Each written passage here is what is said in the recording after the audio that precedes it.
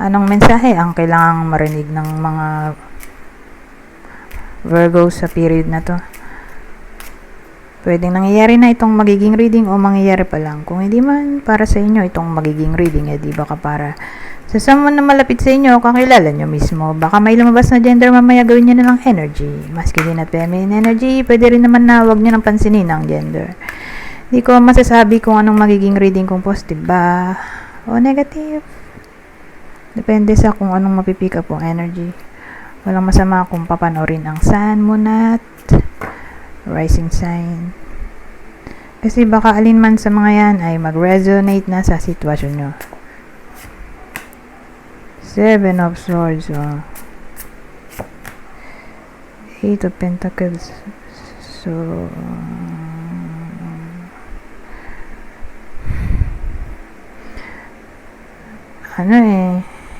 maganda ko i-clarify natin tong part na to. Kasi ayoko namang sabihin na, oh, may cheating, deception agad. Pwede rin naman kasi itong intelligence, cleverness sa workplace.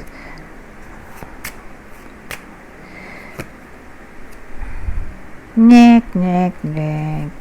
Kaya lang dito itong spirit. Kasi pag nakita ko yan, nibigyan ako ng sign na may something wrong or may red flag. Ganun.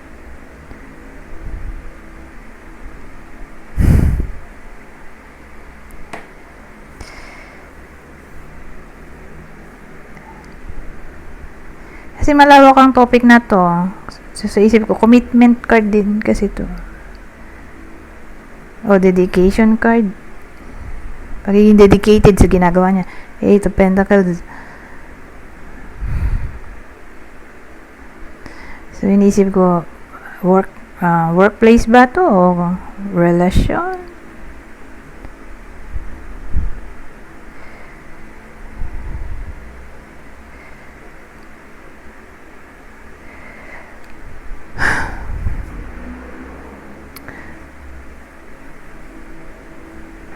Kaya lang, mayroon tayong malawak din ng topic ng house Kung family ba to or business location or workplace mismo. Mag-aaway.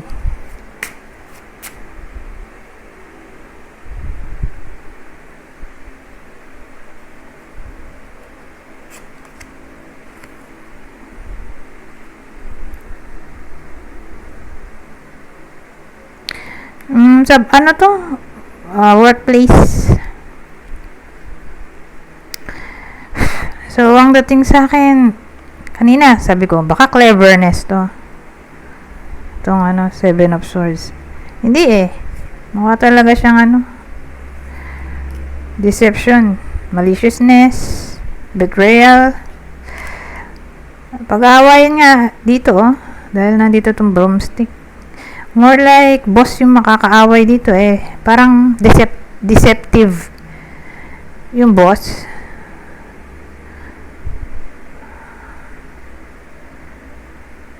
Or baka kayo yung boss. Kasi case to case basis. So, kung kayo yung boss mismo at may mga tao kayong hinahandle,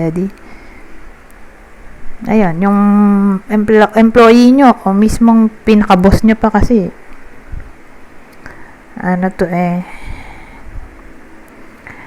Hindi siya yung pinaka-boss. May mas boss pa sa kanya. So, leader, manager. Di ko nga lang alam kung sino mas mataas. Manager ba? Supervisor? Basta ganun. May mas mataas pa sa kanya Or CEO. Di ba? Mas mataas pa sa boss. Kasi hindi naman kanya yung company. Empleyado lang din siya na may posisyon. So, case basis. So, kung boss kayo, empleyado nyo yung magiging somewhat deceptive. Or baka mag-steal sa company, nangyayari talaga yan sa totoong buhay. Kakaroon ng stealing, theft, or kundi man literal na product or gamit ng company o sa workplace ay baka sa website. So diyan papasok yung computer theft, yung information ba na tinatago ng company, baka ma-leak o ma-expose yung privacy mismo ba ng company na nakalagay sa computer, na kinalaman sa documents, agreements. Pwede rin kasing ganun, na pwedeng mag-leak,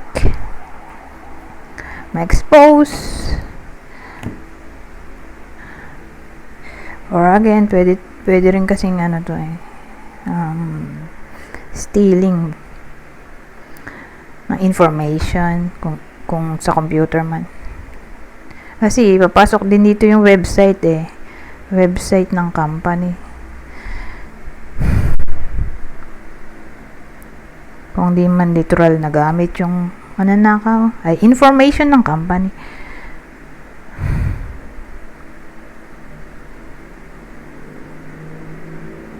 So again, dun lang to maglalaro.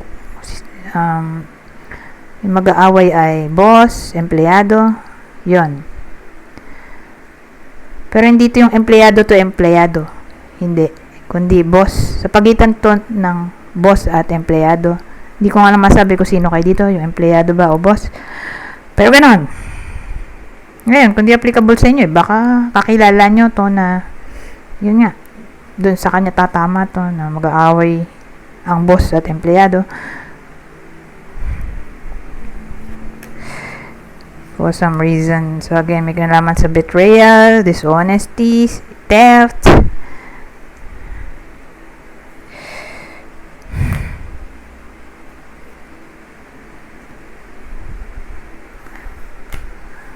Ayun.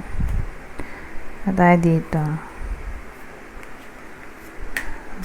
Pang masasabi nito. Ay, dito pala muna. Isa lang. Isang spread. Para magamit din natin yung isa. Kasi saglit ng video lang to Wow, ito maganda Asahan natin na may magiging mabait sa iba sa inyo. Makaka-receive yung iba sa inyo ng donation, charity, or gift, or money mula sa ibang tao. May someone baga na magiging generous sa iba sa inyo, or who knows, baka bigla na lang magkaroon ng pamana yung iba sa inyo. So for some reason magiging prosperous ang period na to sa iba sa inyo, dahil makaka-receive sila ng blessing mula sa universe. So maraming pwedeng case ng blessing, pero more like pera to, pera, gamit, anything na mahawakan or magdudulot baga ng security, stability sa buhay ng iba sa inyo, like new career, promotion. So again, sabi dito material wealth o true prosperity, ma-receive yun ng iba sa inyo. Okay, yun yung ma-receive dito.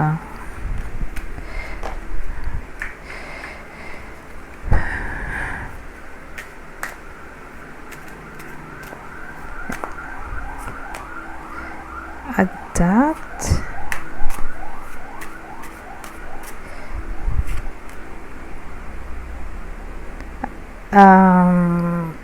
Ang dating sa akin sa period na to, may someone na magiging ma-pride. Siyempre hindi kayo to, ibang tao. Okay, makaka-encounter yung iba sa inyo ng someone na ma-pride, na para bang walang ibang choice yung iba sa inyo kundi mag-adapt sa ugali niya. Okay, para walang gulo.